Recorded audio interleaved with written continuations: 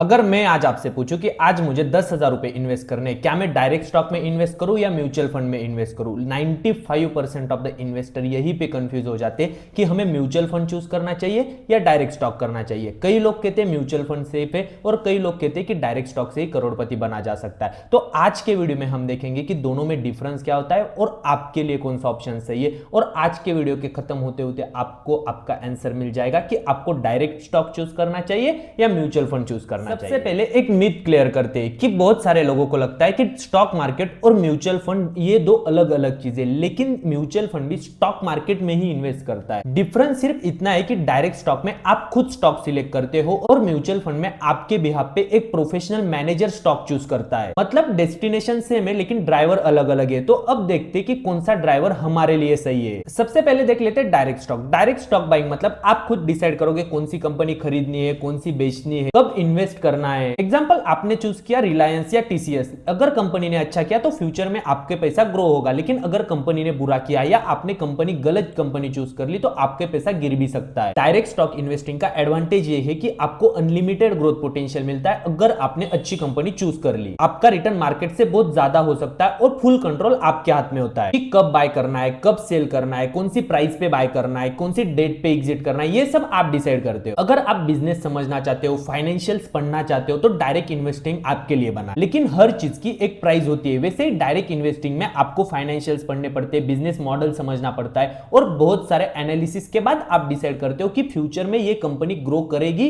या नहीं करेगी। इमोशनल कंट्रोल रखना पड़ता है और एक गलत डिसीजन आपकी सालों की अर्निंग वेस्ट कर सकता है। अब बात करते हैं म्यूचुअल फंड की। तो म्यूचुअल फंड में हजारों लोगों का पैसा इकट्ठा किया जाता है, जहां पे आप भी आपका पैसा इन्वेस्ट करते हो और एक प्रोफेशनल मैनेजर एक एनालिसिस के साथ पूरी टीम एनालिसिस करती है और उसके बाद आपका पैसा डाइवर्सिफिकेशन के हिसाब से इन्वेस्ट करती है। मतलब क्या कि आपको छोटी अमाउंट में 500,000 रुपए की अमाउंट में 50 या 100 कंपनी का डाइवर्सिफिकेशन मिल जाता है। तो म्यूचुअल फंड के कुछ बेनिफिट देख लेते हैं कि आपको सबसे पहले डाइवर्सिफिकेशन मिलता है। मतलब मान लो कि किसी कंपनी ने बुरा कर दिया लेकिन बाकी कंपनियां उसे कुशन कर लेती है और आपका पोर्टफोलियो उतना ज्यादा गिरता नहीं। सेकंड, आपका पोर्टफोलियो एक प्रोफेशनल मैनेजर या उनकी टीम एनालिसिस करती है जो आपका पोर्टफोलियो क्वार्टरली उनके हिसाब से डाइवर्सिफिकेशन चेंज करती है या आपका जो अलॉटमेंट ऑफ स्टॉक से आप इक्विटी रहता है वो डिफरेंट करती है। और सबसे इंपॉर्टेंट बात, अगर आपको इन्वेस्टिंग के बारे में कुछ भी पता नहीं और आप या बिजनेस या कुछ करते हो तो आपके लिए म्यूचुअल फंड सही है, क्योंकि ये टाइम सेविंग होता है। आपको एक बार एसआईपी या लमसम इन्वेस्ट कर देनी है, उसके बाद सब डिसीजन आपके बिहाफ पे आपका फंड मैनेजर लेगा। म्यूचुअल फंड के भी कुछ डिसएडवांटेज है, जैसे कि आप खुद स्टॉक चूज नहीं कर सकते। आप म्यूचुअल फंड चूज कर सकते हो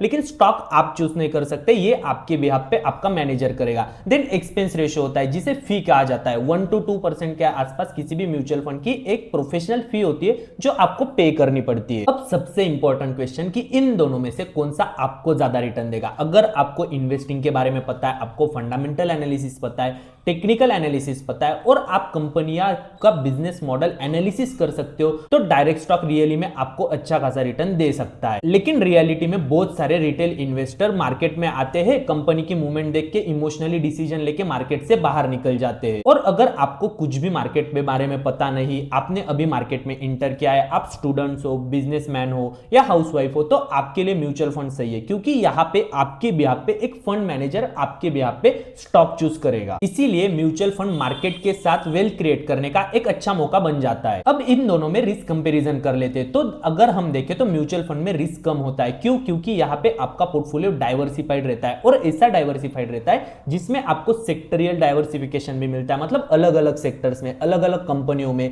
कुछ पैसा आपका रियल एस्टेट में भी डाला जाता है, कुछ पैसा आपका फिक्स इनकम सिक्योरिटीज में डाला जाता है, जहां से फिक्स्ड इनकम वो म्यूचुअल फंड कमाता है। तो यहाँ पे आपकी risk as compare to direct stock कम हो जाती है। लेकिन डायरेक्ट स्टॉक अगर आप बाय करते हो तो वहां पे आपकी रिस्क बढ़ जाती है, क्योंकि उसी कंपनी को अगर कुछ निगेटिव रिजल्ट आता है या कुछ निगेटिव उस कंपनी के साथ हो जाता है या उस सेक्टर के साथ हो जाता है तो आपका पोर्टफोलियो बहुत ज्यादा गिरने के चांसेस वहां पे होते हैं। तो अगर हम कंपैरिजन करें, मार्केट जब गिर रहा होता है तो आपका स्टॉक भी गिरेगा और आपका म्यूचुअल फंड भी गिरेगा, लेकिन एज कंपेयर टू आपका स्टॉक म्यूचुअल फंड डाइवर्सिफाइड होता है, इसलिए वो कंपेरेटिवली उसमें वोलेटिलिटी कम रहेगी। अब बात करते कि आपके लिए कौन सा सही है। तो अगर आप पैसिवली इन्वेस्ट करते हो, मार्केट में आपको कुछ भी नॉलेज अभी तक नहीं है, अगर आप सिर्फ मार्केट में इंटर कर रहे हो तो आप म्यूचुअल फंड से आपकी इन्वेस्टिंग स्टार्ट कर सकते हो, या आप ईटीएफ की तरफ भी जा सकते हो। अगर आप धीरे धीरे मार्केट सीखना शुरू करो, थोड़े बहुत स्टॉक पिकिंग आपको आने लगे, तब आप डायरेक्ट स्टॉक प्रेफर कर सकते हो। अगर आपको फंडामेंटल एनालिसिस आता है, टेक्निकल एनालिसिस आता है, बिजनेस मॉडल एनालिसिस करना आता है, तो आप डायरेक्ट स्टॉक पिक कर सकते हो। लेकिन बड़े बड़े इन्वेस्टर, मिलियनियर्स अपने पोर्टफोलियो में दोनों रखते हैं। पहले वो स्टार्ट करते हैं म्यूचुअल फंड या ईटीएफ से, और जैसे ही वो एक्सपीरियंस गेन करते हैं या उनको कंपनियों के बारे में समझ में आने लगता है, वो अपना कुछ पोर्टफोलियो